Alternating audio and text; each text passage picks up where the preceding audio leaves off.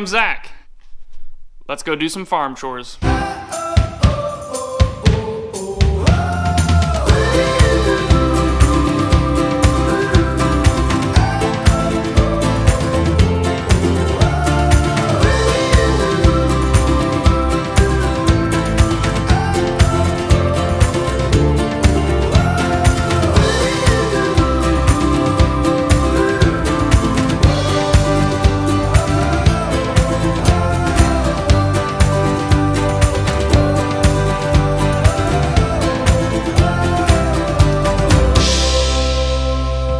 It is pretty darn smoky today.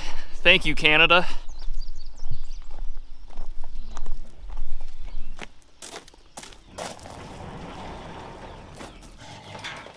You always let the dogs out first. Now that the egg layers are free ranging every day, I usually get them their breakfast first, because otherwise they'll follow me around all over the farm.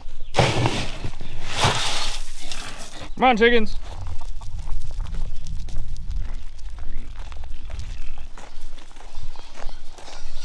Here you go.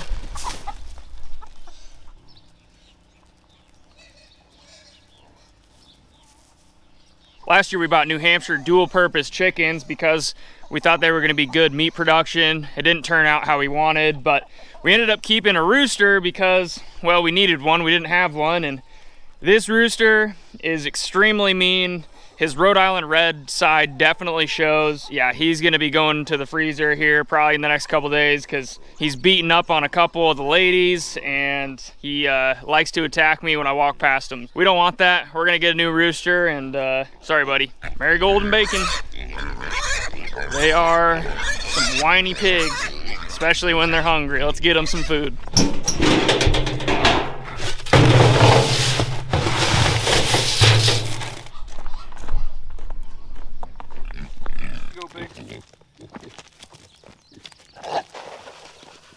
There you go.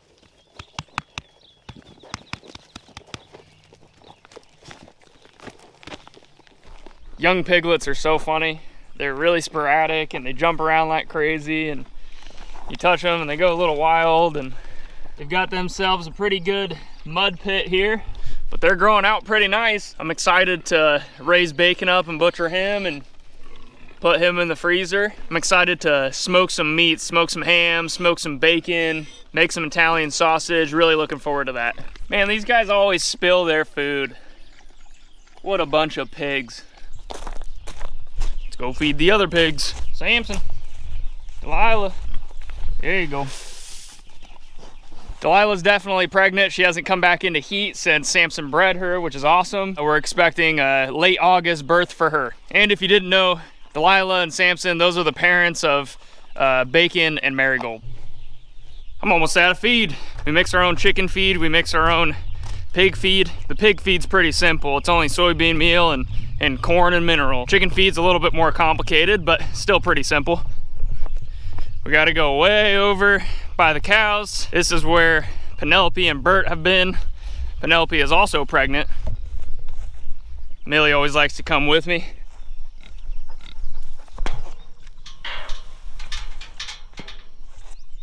Go ahead. Hey, pigs. Some for Bert, some for Penelope. Like I said, Penelope's pregnant also. She hasn't come back into heat since she bred with Bert way back in April, I believe. So she'll be having her piglet somewhere in the beginning of August, maybe around the 8th of August, I believe. If you've been watching the channel for a while, Bert and Penelope were our first pigs we bought on the farm when we got here. And we got them as piglets. They were as small as Bacon and Marigold. They have grown out pretty well. Penelope is gonna make a great mom, I'm sure. Bert's hopefully gonna be a good dad. Come on, dogs. I used to have 2 dogs in an apartment. I just love watching them run out here. They have so much room. These are our fruit trees. We have some more over in the middle over there, which I'll show you, but we've got a couple apple, couple peach. The peach trees are really young, but Ashland's family helped us plant these trees and they are doing extremely well. Couldn't be happier. Hopefully we get some fruit in another year or 2. We've got some chickens we need to tend to. Our chickens are doing really well. If you've watched our video about how we lost a lot of chickens, we have not lost any more chicks, so Very happy about that. We need to get these guys fed. They've been off their feed for 12 hours, so we do 12 hours on, 12 hours off. We had to move the brooder because we had to put Rosie in the head gate so that way she could get checked out by the vet. She is pregnant. She has some hooves that need to be taken care of, but he said we should wait a couple months before we put her on her side to get those taken care of. So, but anyway, Rosie's doing great and she is pregnant. So hopefully next year around March, we'll have a calf. Hey, chicks. Here you go, chicks. These are McMurray's Red Ranger. They might have a different name for it, but it's basically a Red Ranger.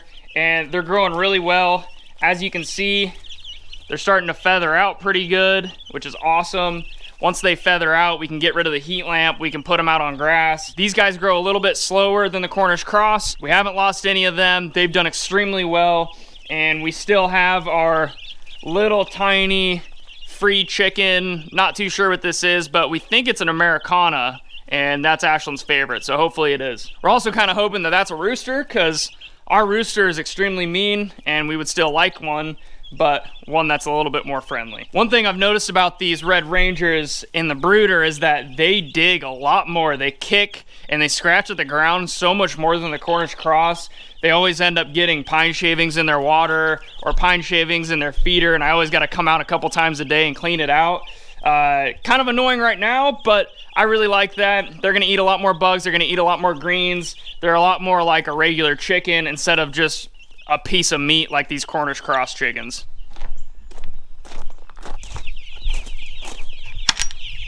Hey there, chickens.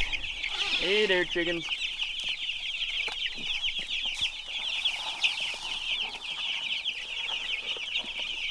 This is our replacement batch of Cornish Cross.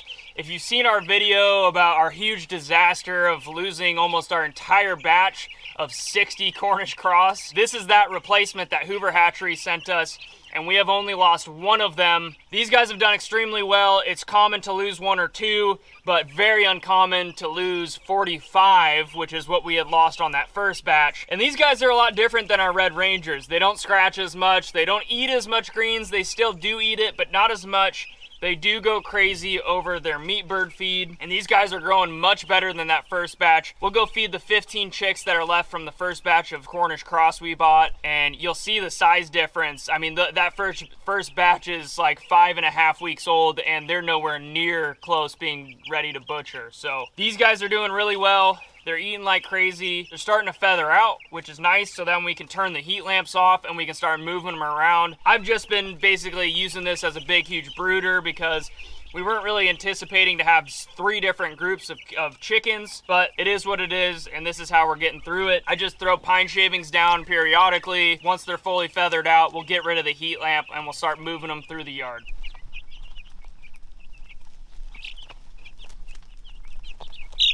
You want to eat those chickens, don't you?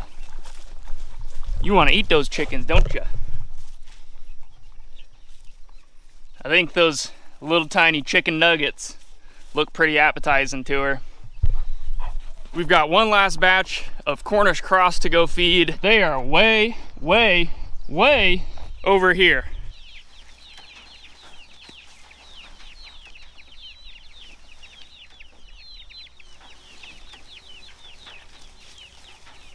We always have a couple that get out.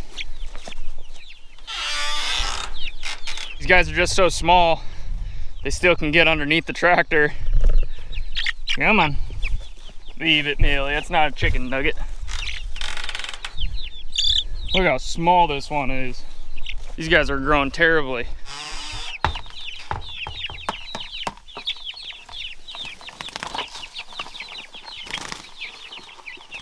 This is that group. And I'm gonna count them right now. We actually have 16 left, means that we lost 40, 24 meat birds out of that 60. That's just incredible. I've never experienced that. It doesn't sound like many people have. These guys are growing and they are far behind. They are, I think, about 5 weeks right now, and they should be, you know, 5 pounds or so. I mean, they should be huge, but they are just tiny. There maybe a couple of them are 1 3/4 pound or 2 pounds, if that, but there's a couple in here that are probably right around 1 pound. So we'll see. I'm not sure if these guys are gonna grow out to that 6 pound weight or if they're gonna, you know, max out really low. So I'm not too sure. We're gonna have to wait and see. It's definitely gonna take a while. I think we probably got at least another 4 or 5 weeks with these guys, which is a big bummer, waste of feed, but it is what it is. Thank you again to Hoover Hatchery, who, you know, stuck by their product, sent us more, gave us refund. They were great to work with.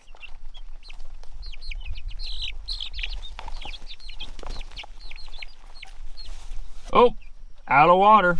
This field the chickens are in definitely needs to be mowed. We have a lot of clover that came up, which is awesome, but tractor sprung a little leak. Nothing too serious, so it's at the dealership right now getting fixed.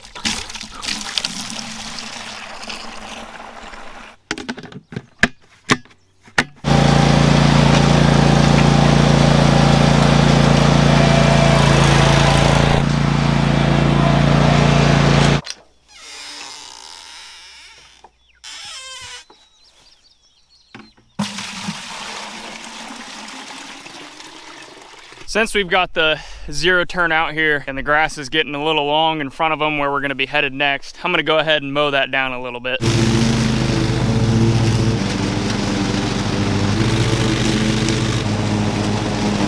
That looks much better. Uh-oh. Well, that's not a good sign. I know we didn't lose a chicken, so let's go find the chick that this happened to. I'm not too sure what happened. Maybe it was a neighborhood dog. Maybe it was a coyote. Who knows? Raccoon, could be anything. Maybe we need to start closing the coop up at night. Hopefully that doesn't continue to happen. Let's go see if we can find the chicken who got abused last night. I see her right over here. She's got no tail feathers. I wasn't closing up their mobile coop at night because we didn't have any issues with predators, but the coop is starting to get pretty far away from the house, closer to the neighbors, which their dogs I don't think are very friendly, so guess we're gonna be closing them up at night from now on.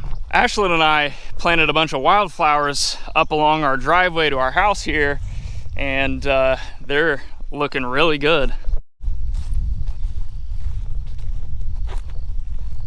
Over here we've got our orchard slash pumpkin patch. Our fruit trees are looking really good. We've got some pear trees, another pear tree. That one's taking off like crazy. We've got apple tree here, apple tree back there, and we got a little small one right here, which is actually growing really well too. In this little cul-de-sac area on our property, it's kind of a bit of a turnaround.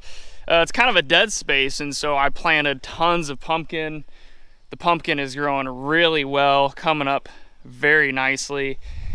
And we were having a bit of a drought there for a while, but it started dumping, and that normal Kentucky summer rain, I love it. It's wonderful. Everything grows so well, and they are getting really big. Hopefully we'll have a really nice, beautiful pumpkin patch for fall and, you know, Halloween time. We're gonna have way too many pumpkins. We're not gonna be able to use all of them or eat all of it, so we'll definitely be giving some to the cows and the pigs and the chickens. Over here in our soybean and corn field is looking really good. The soybeans do really well, and I've noticed they do extremely well in drought conditions. So if it's not raining very much, they still grow like crazy. They're still nice and green. The corn, however, definitely suffered quite a bit. It didn't, you know, die or anything, but it didn't grow very fast. And now that it's starting to rain, it's getting pretty tall. We've got some stalks here that are, shoot, almost up to my hip, looking really good. I'm sure other people in the country's corn is looking a lot better than ours is, but I think it's doing pretty good. I'm really excited to see how it turns out. Hopefully next year it'll rain a little bit earlier in the season, in the springtime, and this corn will come up a little bit better. Over here in our personal garden, we had tons of room, so we have some more corn. This was planted for us to eat, but this corn didn't come up as well as the trucker's favorite over there. So I think next year we're just gonna plant the trucker's favorite right here as well. And we've got some more soybean growing in. I'm gonna make sure I weed this really well. That other patch I let go and I had to spend tons of time weeding it. It was a big pain in the butt. So we're gonna make sure we keep this really nice. We've got a lot of other things that I planted here. I mean, we've got carrots and squash and zucchini and cucumber and watermelon and cantaloupe. We have all sorts of things. Not everything's come up yet, but our winter squash has come up, which is beautiful. Our tomatoes are doing really well, actually. We only lost a couple of them when we were transplanting. We've also got some of our peppers right here. And of course, I've noticed that beans and peas and stuff like that, and anything that's kind of like a squash or a pumpkin, it seems to grow really easy and come up. Like every single seed I plant seems to come up with those. But this is our edamame. It's growing really well. And then over here we've got some tenderette bush beans that are growing. Those are doing well. One issue we've been having with our garden, with our potato plants specifically, is we've been having a lot of potato bugs, and I was just battling it like crazy. And we've lost a couple plants here, sadly, but we've tried a lot of stuff like neem oil. I've tried, you know, going and removing them, but I noticed that once I stopped putting anything on there, they kind of went away and haven't really come back very strong, or at least not strong enough to kill any more plants, which is really nice. We've come through and we've harvested our garlic. We've got that hanging up in the closet in the house. We got rid of a lot of our lettuce because we couldn't eat it fast enough, and so it would come up in seed. But I'm gonna leave a couple of these so we can collect some seed for next year. We still got a lot to harvest, like our onions. Those are coming along really well, and we have already harvested some of our broccoli. The broccoli was definitely difficult to grow because we had big caterpillar issue, but you can see we've left a couple to go to seed. Our cabbage getting destroyed by caterpillars again. You know, this is our first year gardening, and it's all just a big learning lesson for us. And so we're gonna definitely figure out next year how to better manage all the pests and the weeds and whatnot. I'm thinking next year we'll probably even do like a weed barrier garden where you just lay down all that and burn holes in it and plant in those. This is where all our carrots was. This is just a big plot of weeds now, but we harvested all of our carrots. We got tons of it. We just chopped it all up and put it in the freezer. We aren't really set up to can just yet, so that was the best option for us. We've even got our blueberry plants, and they're doing really well. I even got one blueberry off this one right here, and it looks like maybe I'll be able to get another one here soon. Well, usually when I'm doing farm chores, I have to weed the garden a little bit, but I did all that yesterday. I got it out of the way, weeded over by the corn, weeded the garden, so everything's looking pretty good. We can't forget about the cows. There really isn't a whole lot to do with the cows every single day.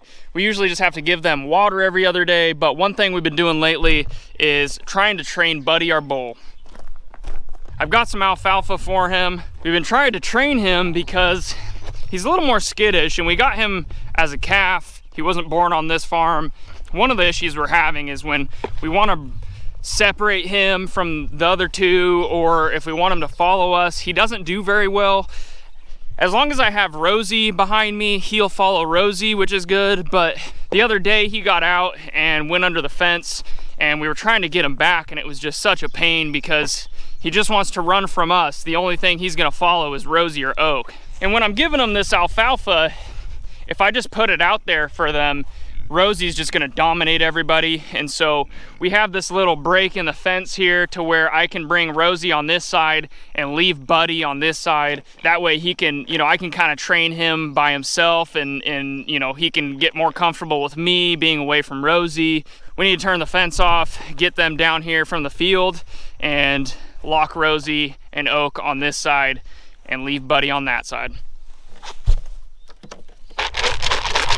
We'll have to go up here and find them. They're probably having their morning nap. They usually come pretty good to that sound. The grass is getting so tall. You can see I've mowed a little bit of it. The grass over there is getting so tall. I need to go and mow that as well. But like I said, tractor is in the shop right now getting fixed.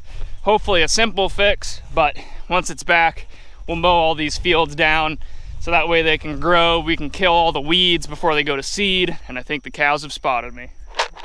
Come on. Come on. we don't feed our cows any kind of grain. Cows weren't made to eat grain, so we're all about grass-fed. The only treat they really get is, you know, maybe a vegetable from the garden. We use alfalfa, and that's kind of their treat. That's how we bribe them to follow us and kind of just do whatever we want. And they go absolutely nuts over this alfalfa. I mean, Oak will just start bouncing around and jumping around and headbutting you. Just, he's a crazy one. Thankfully, he's our steer, because I wouldn't want to put up with that.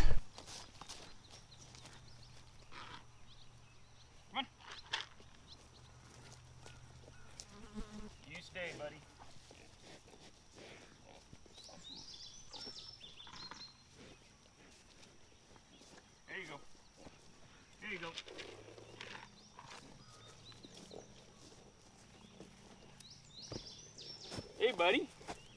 Hey, buddy.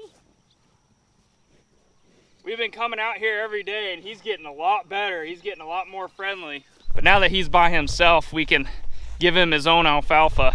Come here, buddy. There you go. This one's yours. There you go, buddy. Come here.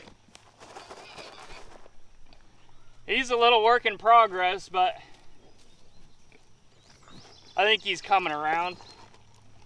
He lets me pet him, and we've been trying to train him to get comfortable around us. And so, you know, I'll kind of be up in his face petting him when he's eating, and then I'll start walking around him, starting to, you know, kind of pet his back. And we noticed before that anytime we'd walk behind him, he would kind of, you know, scatter off and try to run from us. So I'm really trying to get him comfortable with me being around him and in his blind spot, so he doesn't just end up running from us. But the most important thing is that we need to train him to come when I shake this alfalfa like those other cows do. We need to train him to be very comfortable to follow us, because we want him to really want this alfalfa. Yep, that's a good boy. He's doing great. He's getting used to it pretty good. This alfalfa is the best thing to bribe cows with. They go absolutely nuts over it. And I want him to get used to me, you know, touching his head and his back and whatnot, because if we need to, if we need to halter him or restrain him or anything, it'll make it a lot easier so he's not super scared. Buddy is our Angus bull. When we bought Rosie, she came with 2 calves, and sadly, he's the only one that came from them. We had a Holstein, but it was sick or something, and I think it had pneumonia and it just didn't make it. But Buddy did great. He's a wonderful bull, and I'm really looking forward to being able to use him on the homestead. We're gonna breed him with Rosie, but because he's gonna be our bull on the homestead, we want him to be really comfortable with us, because we're gonna be moving him around the pastures and whatnot. We have some really big plans for him, and he needs to kind of go along with the program, because if he's running from us all the time, or if he, you know, gets aggressive, that's not gonna be a very good thing for us, and we want him to be here on the homestead for a very long time. That's our farm chores for today. We don't really have a lot else to do. Obviously, I need to edit this video, and there's always something else to do, but we've got more projects coming. I am working on the stalls in the barn and making a video on that, so look out for that video. I'm really excited for it. It's gonna take a while because it is a lot of work. We'll get there eventually, so thank you guys so much for watching. I hope you enjoyed this video, and we'll see you in the next one.